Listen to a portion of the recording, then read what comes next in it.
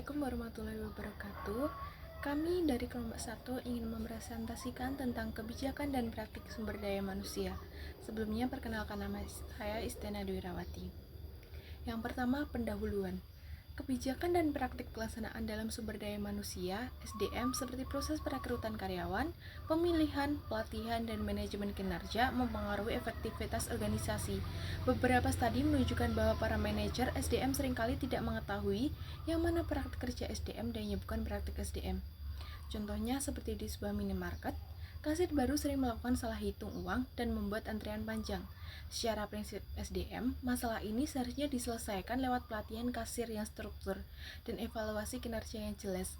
Namun, manajer SDM justru lebih sibuk mengenai hal administrasi seperti penggantian seragam, sehingga salah memahami apa yang termasuk praktik SDM ini dan apa yang bukan. Akibatnya, perbaikan tak terjadi dan produktivitas toko menurun. Selanjutnya ada praktik pelaksanaan perekrutan. Di banyak industri ada banyak pelamar untuk setiap lowongan pekerjaan, namun terjadi kekurangan keahlian di sektor teknologi dan manufaktur. Hal ini membuat Departemen SDM perlu meningkatkan usaha perekrutan. Perusahaan beralih dari agen perekrutan luar ke eksekutif dan profesional HR mereka sendiri. Mereka juga memanfaatkan alat online seperti situs pencarian pekerjaan dan media sosial. Beberapa organisasi mencoba metode unik seperti lomba pemrograman online untuk menemukan talenta unggul dari seluruh dunia. Contohnya seperti sebuah pabrik elektronik menerima ratusan lamaran untuk posisi teknis, tapi hanya sedikit yang bisa mengoperasikan mesin otomatis modern. Karena itu, HR mulai turun tangan langsung melakukan perekrutan, mengecek portofolio teknis, dan tidak lagi bergantung kepada agen rektur luar. Selanjutnya ada praktik pelaksanaan pemilihan. Perangkat pemilihan awal mencakup surat lamaran dan resume yang digunakan untuk menilai kualifikasi pelamar. Beberapa organisasi memeriksa latar belakang pelamar secara langsung, sementara yang lain menunggu sampai saat perekrutan. Praktik ini dapat mempengaruhi keanekaragaman kerja. Contohnya seperti HRD menelpon mantan atasan pelamar untuk memastikan bagaimana perilakunya dulu. Misalnya, si pelamar dulu bekerja sebagai kasir, dan mantan bosnya langsung menjelaskan bahwa ia rajin, cepat belajar, tapi memang kadang panik saat toko ramai sehingga perlu lebih banyak bimbingan. Atasan juga menyebut ia jarang absen dan selalu menyelesaikan tugas tepat waktu. Dengan penjelasan seperti ini, HRD mendapat gambaran perilaku kerja yang lebih realistis, bukan sekedar pujian aman atau jawaban samar, sehingga keputusan perekrutan jauh lebih akurat. Formulir lamaran pekerjaan. Formulir lamaran pekerjaan penting untuk menyaring pelamar dan membutuhkan sertifikat yang sesuai. Banyak lamaran kini dikirim secara online, dan beberapa perusahaan memiliki halaman karir. Ada tren resume video dan permintaan foto. Meskipun ada kritik, manajer harus berhati-hati dalam menanyakan ras, gender, dan catatan kriminal. Pelamar perlu memperhatikan aplikasi online dan menggunakan kata kunci yang tepat. Contohnya seperti seorang melamar kerja sebagai kasir minimarket. Saat mengisi formulir online, ia mencantumkan pengalaman menjaga kasir saat membantu usaha keluarga dan menuliskan kata kunci seperti melayani pelanggan atau mengoperasikan mesin kasir dan mengelola transaksi. Jika ia lupa menuliskan itu, sistem otomatis bisa langsung menolak aplikasinya meskipun orang itu sebenarnya mampu. Pemeriksaan latar belakang. Pemeriksaan latar belakang dilakukan untuk memastikan kejujuran informasi pelamar. Karena banyak resume berisi kesalahan, namun referensi dan surat rekomendasi sering kurang objektif. Sehingga perusahaan juga mengecek jejak digital seperti riwayat utang dan catatan kriminal. Meski beberapa praktik ini menimbulkan risiko diskriminasi dan hanya boleh digunakan jika relevan dengan pekerjaan, pemeriksaan yang tepat penting karena kegagalan melakukannya dapat merugikan perusahaan secara hukum. Contohnya seperti seorang pemilik toko ingin merekrut kasir, lalu ia mengecek media sosial pelamar dan menemukan perilaku tidak sopan yang tidak cocok dengan budaya tokonya, sehingga lamaran ditolak. Sebaliknya, ia memeriksa catatan kriminal pelamar lain dan menemukan pelanggaran kecil yang tidak ada hubungannya dengan pekerjaan, sehingga ia tetap memberi kesempatan. Selanjutnya, seleksi substantif. Tes tertulis. Tes tertulis kembali digunakan karena mampu membantu memprediksi kinerja. Bentuknya mencakup tes kecerdasan, kepribadian, integritas, dan minat. Tes kecerdasan paling kuat memprediksi kerjaan kompleks. Tes kepribadian menilai kehati-hatian dan sikap positif namun bisa dipalsukan. Sedangkan tes integritas menilai kejujuran dan tanggung jawab. meski kualitas tiap tes berbeda, sehingga harus disesuaikan dengan pekerjaan. Contohnya, misalnya sebuah perusahaan retail ingin mencari staf gudang, lalu memberikan tes kecerdasan sederhana dan tes kepribadian. Hasilnya membantu HRD melihat siapa yang teliti dan bisa mengikuti instruksi sehingga mereka tidak hanya bergantung pada wawancara. Tes simulasi kinerja. Tes simulasi kinerja memiliki validitas wajah yang lebih tinggi, mengukur apakah pelamar memandang ukurannya akurat atau tidak. 3 metode terbaik adalah yang pertama, sampel kerja yang memberikan pekerjaan rutin kepada pelamar. Yang kedua, pusat penilaian yang menggunakan tes untuk mengukur potensi manajerial. Yang ketiga, tes penilaian situasional yang meminta pelamar menjelaskan tindakan mereka dalam berbagai situasi kerja, lalu dibandingkan dengan karyawan berkinerja tinggi. Contohnya seperti seorang calon barista diminta membuat secangkir kopi sesuai standar toko sebagai sampel kerja. HRD menilai teknik menuang, rasa kopi, dan kecepatan pelayan. Ini langsung menunjukkan kemampuan nyata pelamar dibandingkan sekedar menilai dari CV atau wawancara. Selanjutnya wawancara. Wawancara adalah metode seleksi paling umum, tetapi tanpa struktur sering bias dan kurang akurat. Wawancara terstruktur, terutama behavioral interview, menilai pengalaman kerja masa lalu yang relevan dan meningkatkan validitas. Agar efektif, manajer harus menggunakan pertanyaan standar, sistem pemeringkatan konsisten, dan pelatihan wawancara untuk menilai kualifikasi dan kesesuaian budaya, bukan kesan subjektif. Contohnya seperti saat melamar customer service di restoran, HR menanyakan pengalaman pelamar menghadapi pelanggan marah sebelumnya dan bagaimana ia menanganinya. Jawaban spesifik ini membantu HRD menilai kemampuan nyata dan kesesuaian pelamar dengan budaya layanan restoran, bukan hanya penampilan atau kemampuan bicara. Selanjutnya, seleksi kontingen. Seleksi kontingen dilakukan setelah pelamar lolos tahap seleksi utama dan biasanya terkait dengan syarat tambahan, seperti tes narkoba atau pemeriksaan medis. Tes narkoba bersifat kontroversial karena dianggap invasif, tetapi perusahaan menilainya penting untuk keselamatan dan biaya akibat penyalahgunaan. Pengujian medis dilakukan setelah tawaran kerja untuk memastikan pelamar mampu memenuhi tuntutan fisik atau mental pekerjaan, sekaligus menentukan akomodasi jika ada kecacatan. Contohnya seperti seorang calon operator forklift di gudang menerima tawaran kerja bersyarat, lalu harus lulus tes narkoba dan pemeriksaan kesehatan untuk memastikan ia dapat mengangkat barang berat dan mengoperasikan mesin dengan aman tanpa risiko keselamatan bagi diri sendiri maupun rekan kerjanya. Variasi dalam proses seleksi secara internasional.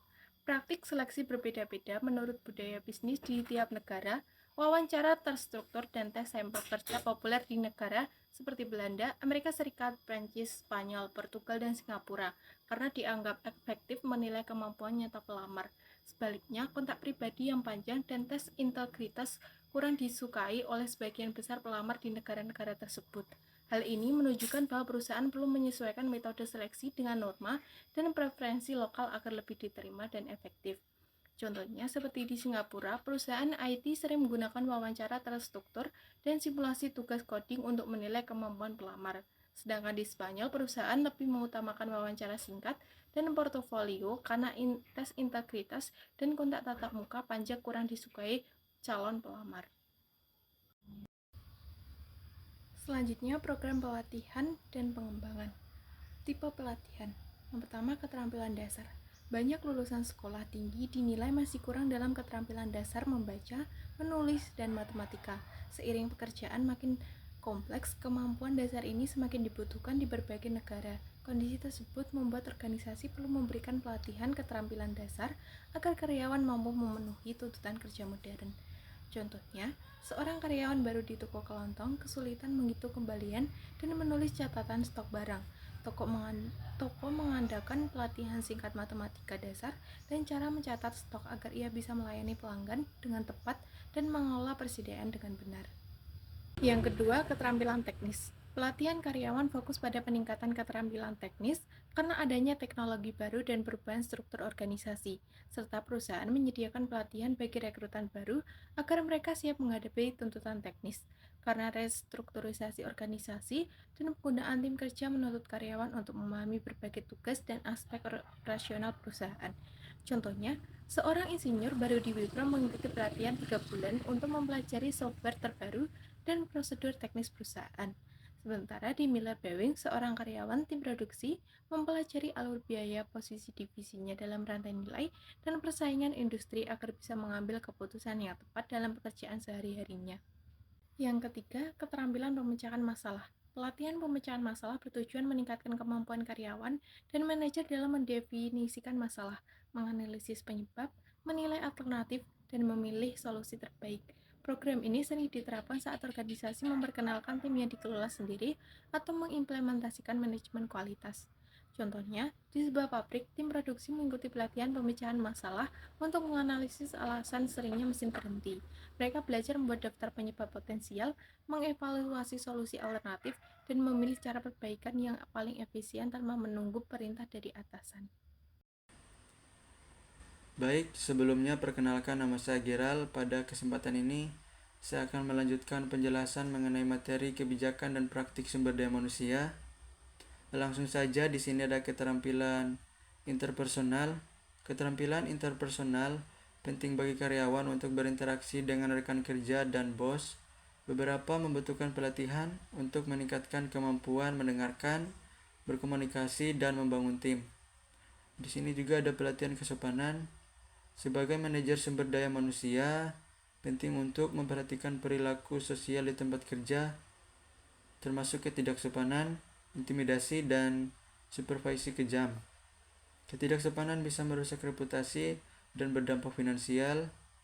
Penelitian menunjukkan bahwa perilaku negatif dapat menurunkan kepuasan, kinerja, dan meningkatkan depresi serta penarikan psikologis. Di sini juga ada pelatihan etika. Pelatihan etika umum diberikan di perusahaan besar di AS, baik saat orientasi maupun dalam pengembangan berkelanjutan. Perdebatan muncul karena sebagian pihak menilai etika terbentuk sejak kecil, sementara lainnya percaya nilai dapat dipelajari. Meski begitu, pelatihan etika tetap penting membantu karyawan menghadapi dilema etis, memahami harapan organisasi, dan mendukung tanggung jawab sosial perusahaan. Selanjutnya ada metode pelatihan. Pelatihan tidak hanya terbentuk program formal, karena sebagian besar pembelajaran terjadi secara informal melalui interaksi antar karyawan. Metode pelatihan di tempat kerja mencakup rotasi pekerjaan, magang, tugas, mengganti, dan pembimbingan. Sementara pelatihan formal dilakukan melalui kelas, seminar, kursus online, webinar, dan universitas korporat. E-training berkembang pesat karena fleksibel dan efisien, meskipun memiliki kelemahan seperti biaya tinggi, kurangnya interaksi sosial, dan risiko pembelajaran yang dangkal.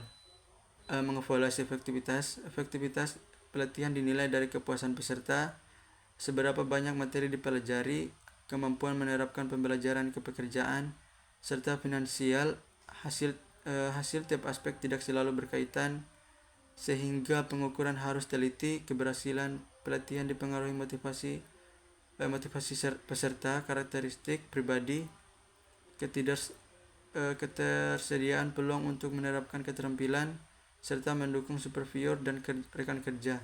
Program pelatihan menjadi efektivitas bila tidak hanya mengajarkan keterampilan, tapi juga didukung lingkungan kerja yang memfasilitasi penerapannya. Selanjutnya ada evaluasi kinerja. Evaluasi kinerja memengaruhi perilaku sebagaimana sistem penilaian memengaruhi motivasi belajar mahasiswa. Ketika taruhannya tinggi, upaya juga meningkat di tempat kerja. Cara organisasi menilai kinerja menjadi faktor penting yang mendorong perilaku karyawan. Kinerja tugas, kombinasi dari efektivitas dan efisiensi pada saat melakukan tugas pokok pekerjaan. Kewargaan, tindakan-tindakan yang membentuk lingkungan psikologis dari organisasi seperti misalnya membantu orang lain ketika tidak diminta. Kontraproduktivitas, tindakan-tindakan yang secara aktif dapat merusak organisasi, meliputi pencurian, bersikap agresif terhadap rekan kerja, atau terlambat atau tidak hadir. Selanjutnya ada tujuan dan apa yang dievaluasi. Evaluasi kinerja bertujuan membantu manajemen dalam pengambilan keputusan SDM seperti promosi, pemindahan dan pemecatan, sekaligus mengidentifikasi kebutuhan pelatihan dan pengembangan. Kinerja yang dievaluasi mencakup 3 aspek utama. Yang pertama ada hasil tugas individu, mencakup kuantitas, kualitas, dan pencapaian target pekerjaan. Yang kedua ada perilaku, tindakan karyawan yang mendukung lingkungan organisasi, membantu rekan kerja dan berkontribusi pada tujuan tim. Ketiga sifat, karakter individu seperti kepercayaan diri, keandalan, dan kemampuan bekerja sama yang memengaruhi kinerja meski tidak selalu langsung terlihat pada hasil kerja. Yang selanjutnya ada siapa yang evaluasi dan metode evaluasi. Penilaian kinerja tidak hanya dilakukan oleh atasan langsung, tetapi juga dapat melibatkan rekan kerja bawahan dan evaluasi diri. Pendekatan multisumber atau evaluasi 360 meningkatkan akurasi dan memberikan perspektif lebih luas. Metode evaluasi. Di sini ada 5 metode evaluasi. Yang pertama,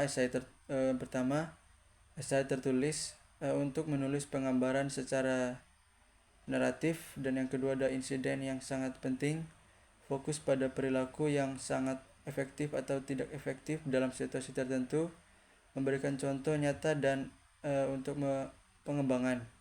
Dan yang ketiga ada skala penilaian secara grafis, penilaian kuantitatif pada faktor kinerja, misal kualitas kerja, inisiatif dengan skala angka, mudah dibandingkan dan dianalisis.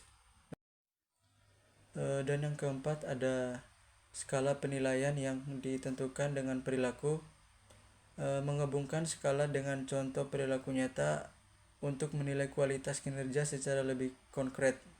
Dan yang terakhir, perbandingan yang dipaksakan, menilai karyawan secara relatif, baik melalui ranking individu atau kelompok, untuk melihat posisi kinerja dibanding orang lain.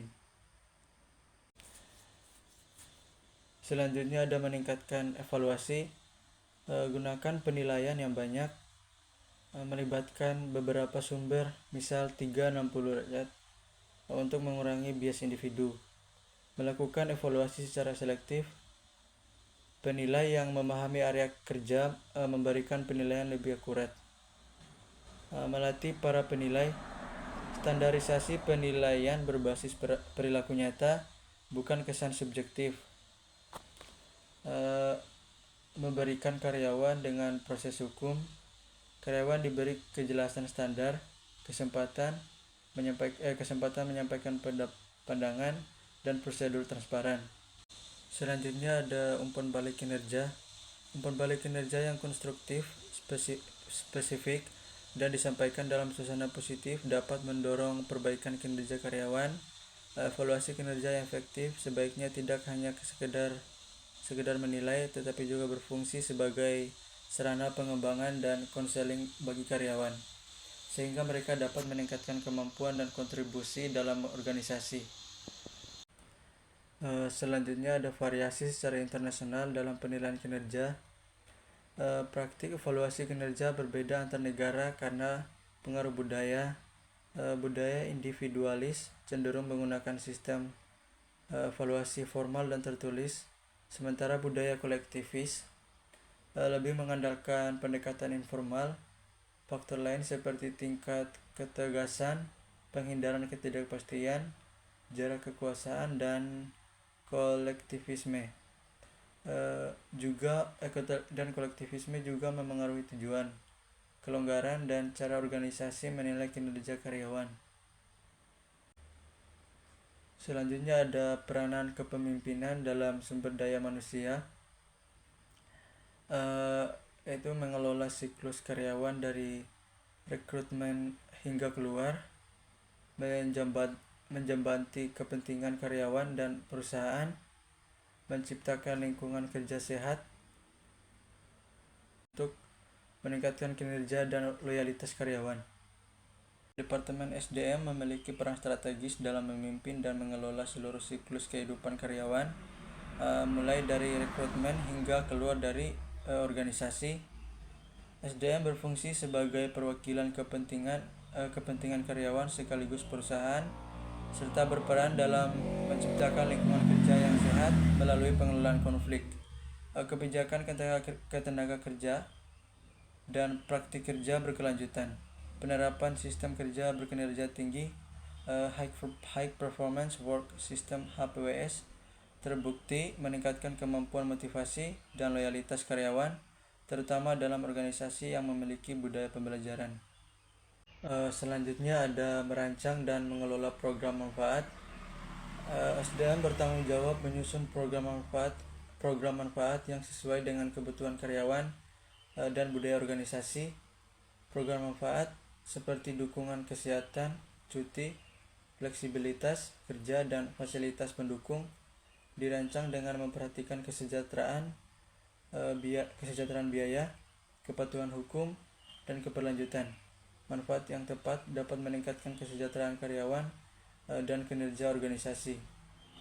Kemudian menyusun dan menegakkan kebijakan ketenagakerjaan.